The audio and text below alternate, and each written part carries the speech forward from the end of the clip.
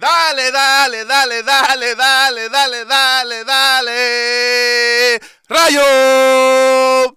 Rayo Vallecano is not a place for Real Madrid. And let's be fair, not for Barcelona either. But Real Madrid has not won in Vallecas in the last 4 games. As Rayo Vallecano draws to Real Madrid a 0-0. What a game. I got so many things to say, but first of all,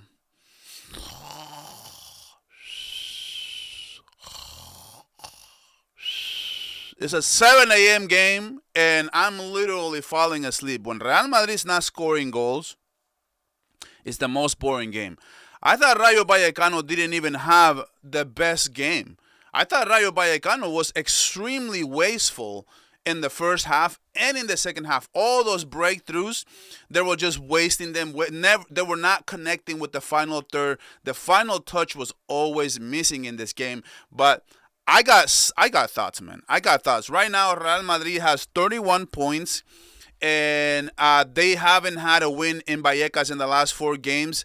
And they have 31 points in 12 games, and Barcelona now can jump from being down right now 6 points, right? 6 points to only being down 3 points if we win in Balaidos against Celta de Vigo. But let's talk about this game, guys, shall we? Because I got so many things to say, man. But first and foremost, Inigo Perez.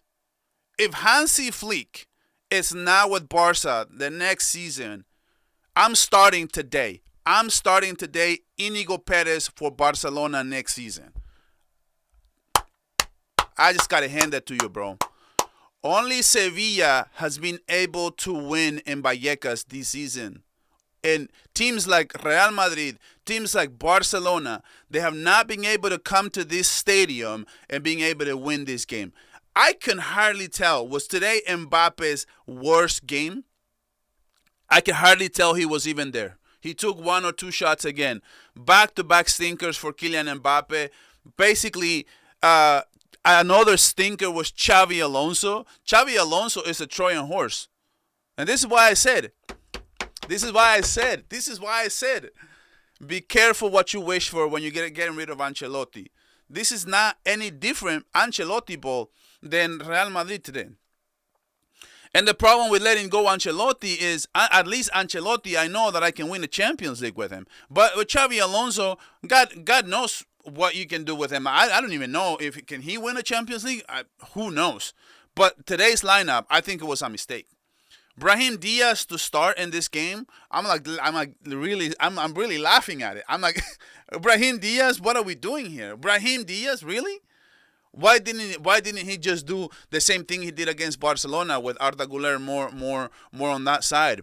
Or I don't know, Dean Hausen again, back-to-back stinkers. He had to be subbed off at halftime because he was playing like ass, and he had a yellow card. So he was getting dominated by every single run, by every single, like Easy Palazon, De Frutos, Garcia, Diaz. These guys were running off the pitch, man, and they were good on the ball, and they were very good, actually.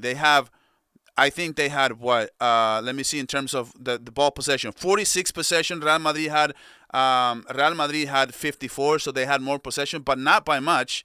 I mean, I'm still letting you know.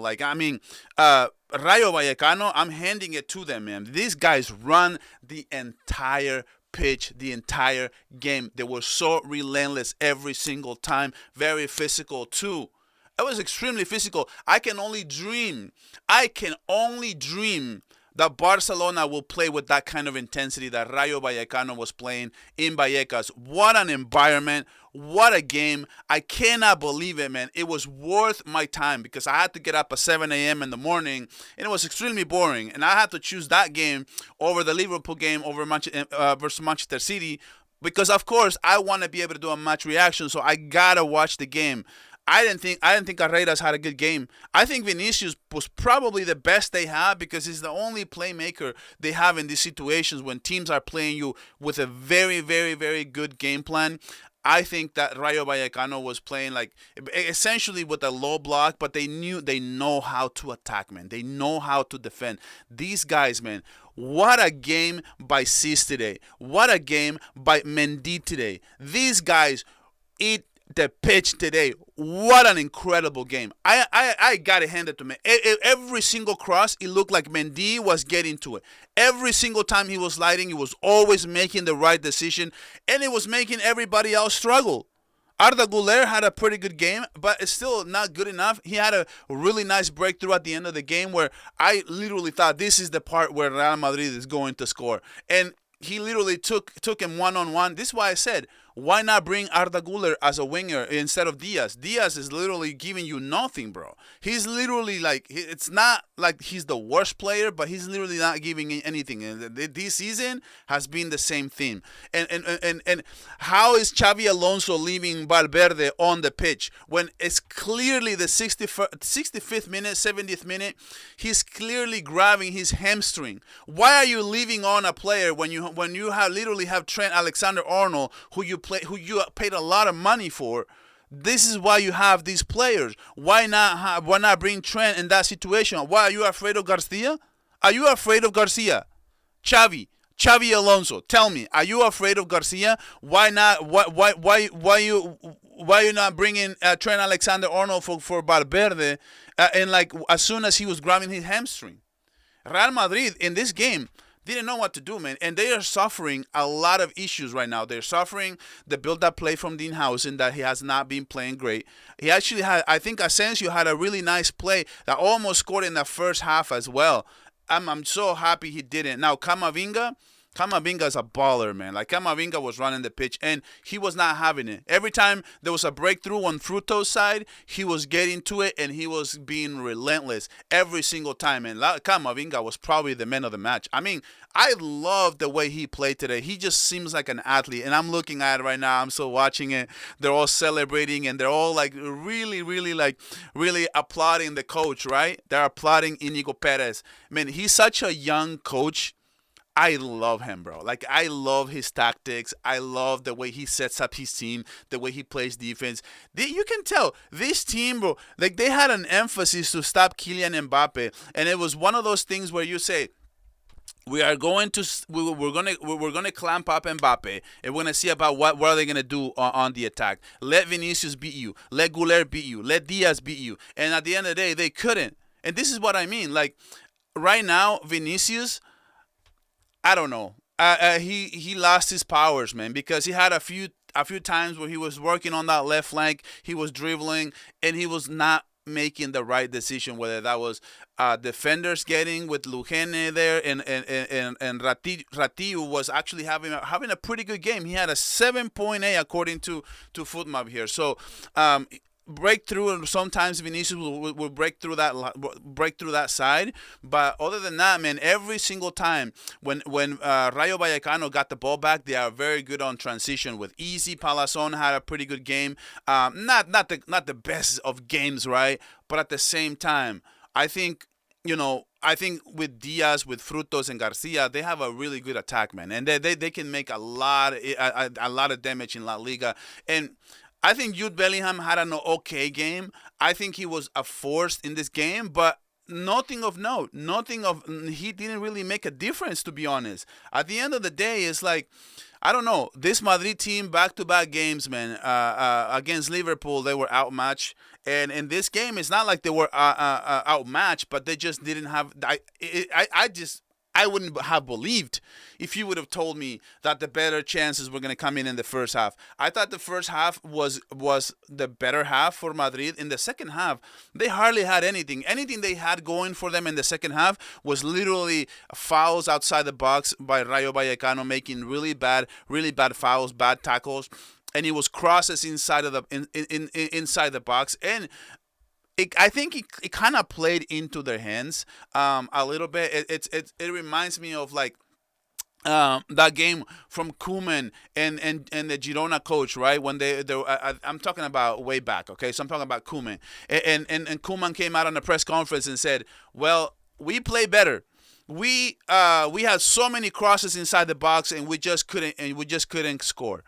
And then the Girona coach came out and said, this is right after they asked him about that, and he said, well, we let him have all those crosses. We let them have all those free kicks from outside the box. We knew that was going to play right into our hands.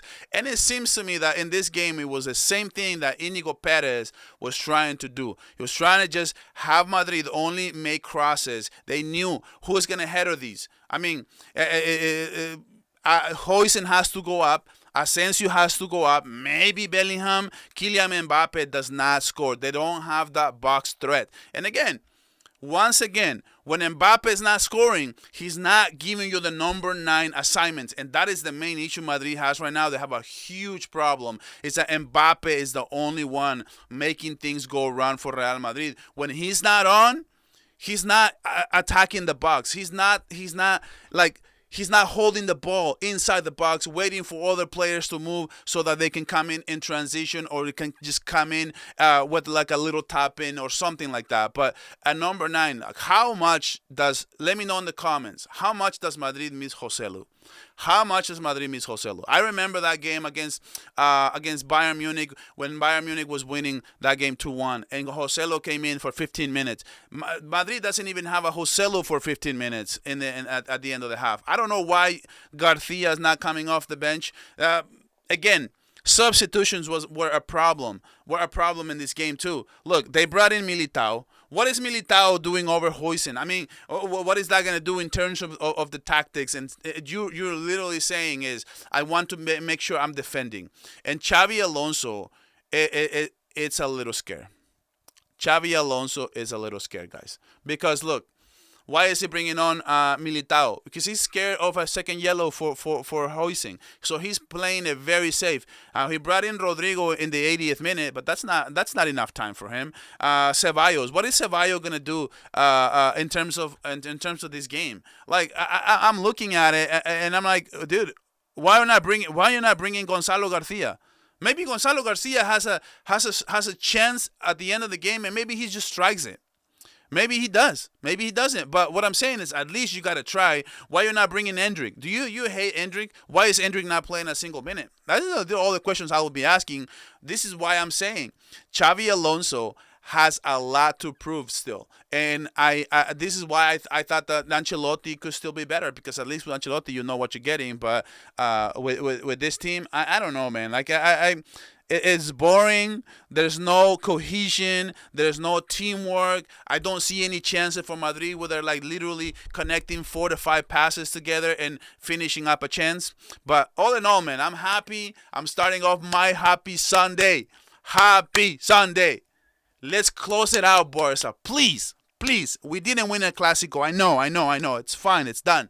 Please win today against Celta de Vigo, man. Oh my goodness, man. Chaos is going to be epic if that happens. Guys, thank you guys for watching.